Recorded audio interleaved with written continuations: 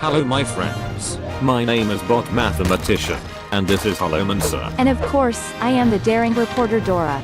We are very glad to see you all again. The year of the dragon is coming to the end, and it seems to us that now is a great time to take stock and identify the 5 achievements and 5 failures that have had the greatest impact on the game. Before we begin, we want to say thanks to our first member, Bast the Kitty. Dear friend, a million thanks for your support. It is very important to us. You too can become our patron.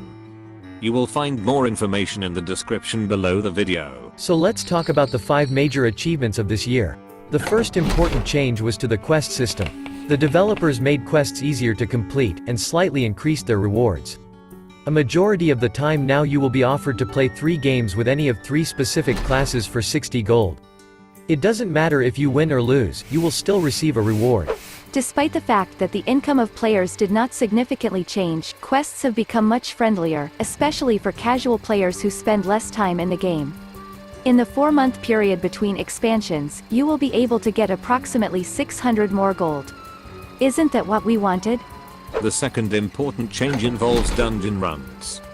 The Dalaran heist and Tombs of Terror became the highlights of the year. Starting from the Year of the Dragon, Adventures consists of 5 chapters, each with its own features and bosses. The first chapter is free, but the rest cost gold or money. You receive packs when you complete each chapter. In general, adventures have become much more interesting, diverse and fun. But most importantly, they do not affect the balance of the game. You are not forced to spend resources if you are not interested in solo content. At the same time, we believe that the solo mode should continue to be developed next year, as there are still many things that could be improved. The third feature of this year is the incredible variety we have seen in the metagame.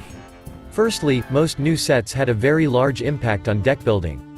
The cards in the new sets also have very narrow applications, causing decks to become more diverse.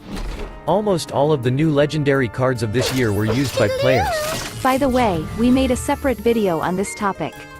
In fact, we examined the influence of each set over the course of the entire year and determined which set has the greatest influence right now. Secondly, the classic set finally received several new cards to replace the ones sent to the Hall of Fame. Thirdly, the developers responded quite quickly to unhealthy situations in the game, and over the course of the year gave us 4 influential nerfs to the standard mode. Furthermore, in the period between the expansions of the year we received a variety of events that changed the metagame. First, some cards from Boomsday got buffed. Then some powerful cards were brought back from the wild. Finally, we got a new set of cards along with the last adventure of the year. Due to all of this, there are more cards than usual in the standard mode, so we have a variety of decks and a large selection of strategies to choose from. Some important changes have also occurred involving the arena mode. Beginning in the Year of the Dragon, every 2 months there is a rotation in the arena. This simple change allows the arena to stay interesting, fresh and fun.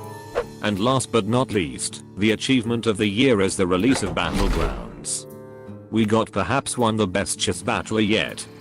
Battlegrounds is very simple and fun. Hearthstone players have long needed a new game mode. The developers, as always, managed to surprise the community and actually create a new game within the game. Balance changes, rotation of heroes, and release of new cards are constantly happening in Battlegrounds, so the mode always remains fresh. Battlegrounds definitely found its audience, and was able to stop much of the decline in interest in Hearthstone. We will discuss this decline in more detail in the second part of the video. Dear friends, it's your turn now to share your opinions. It's time to identify this year's most important innovation in Hearthstone. What do you consider the most important? Changes to the quest system, a new form of dungeon run, unprecedented variety in the metagame, rotation of sets in the arena, or the Battlegrounds release? We created a YouTube poll. Please find the I button on the screen and vote. In fact, you have a difficult choice. This year was truly special for Hearthstone thanks to the tremendous efforts of the developers. Perhaps this year can even be called the brightest in the history of the game. We believe the next year will be even better. Team 5, keep it up. Unfortunately, achievements often come alongside failures. One without the other is nearly impossible. Here we have collected 5 of the most important failures of the year. In our opinion, these mistakes have had the most negative effect on the game. The first failure is monetization. Over the course of this year, we have devoted a lot of effort to studying the game economy. We collected data on each award, event, quest, and even tried to calculate how much time it takes to create a complete collection of cards. On top of these things, we have offered up our idea of a new monetization system, something that was well received by our audience. Hearthstone is fun and has a lot of variety, but variety this year was very expensive. A large collection of cards has become more relevant than ever due to the narrow application of many new cards. The game was supposed to become more loyal to the players, but unfortunately the opposite has happened in some areas. After the release of the Dalaran heist, we received additional sources of expenses. This in turn significantly reduced the amount of available free resources for the vast majority of players. According to our polls, this has led to a significant decrease in interest in Saviors of Uldum pre-orders and in the game as a whole, since players could not accrue enough resources. Blizzard did not stop there. After the third expansion of the year, we were all forced to purchase an adventure to get 35 completely new cards. Thus, our total amount of free resources has decreased significantly. We respect the company's desire to make money, but the methods that the company has used this year are very frustrating for us. The second flaw is the Galakron's Awakening adventure. The main reason for this is not that it stole our gold, or rather not only that. It just seems to us that the adventure turned out to be boring. The finale of the adventure turned out to be more interesting than the rest chapters. In general, the audience also considers the finale much more interesting. Don't get me wrong, this is definitely not the worst linear adventure in the game's history, but we expected to see more new ideas. In my opinion, the League of Explorers and Karazhan remain the most interesting adventures. What is your favorite adventure? Take part in our YouTube poll. Next in line is storytelling. One of the main features of this year was the storyline, which carried through all of the expansions. We understand that a card game is not the best place for a serious plot, but we really wanted the developers to be more attentive to the stories of the characters. The idea and main characters of this year are simply wonderful, but the plot is too arbitrary. If you have not seen trailers for each expansion, it will most likely be difficult for you to understand the motivations of the main characters. The plot of Adventures is also too conditional. In addition, we never found out Reno's secret. Why was he a dragon? It seems the only reason for this was because the community wanted him to be. What about George and Carl?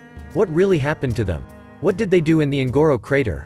Unfortunately, the plot leaves too many questions unanswered. In fact, we don't have a clear understanding as to how exactly this year's story ended, since at the end of the two plot options we saw a picture from the trailer. Blizzard, are you serious? This is canon! I actually didn't really understand the Reno fight. It's like, why is Anduin here? But now I understand, we were just killing him. The fourth drawback is this year's balance. In general, we are very pleased with the balance this year, but we had to add this, due to the number of players who consider the balance to be imperfect. The only thing we want to blame the developers for is their very passive attitude towards wild mode. And finally, perhaps the most important drawback is the loss of audience loyalty. This year, Hearthstone was at the epicenter of a political scandal. Blizzard's sanctions against professional player Blitzchung for speaking out in support of Hong Kong's independence provoked a huge explosion in the media. The call for a boycott of Blizzard on Reddit has become the most popular and debated topic in the history of the game. Players deleted their accounts en masse, gave low ratings to the game in the App Store, and wrote offensive comments wherever they could. We continue to believe that politics should not have a place in Hearthstone. In our opinion, the situation was very complicated and ambiguous.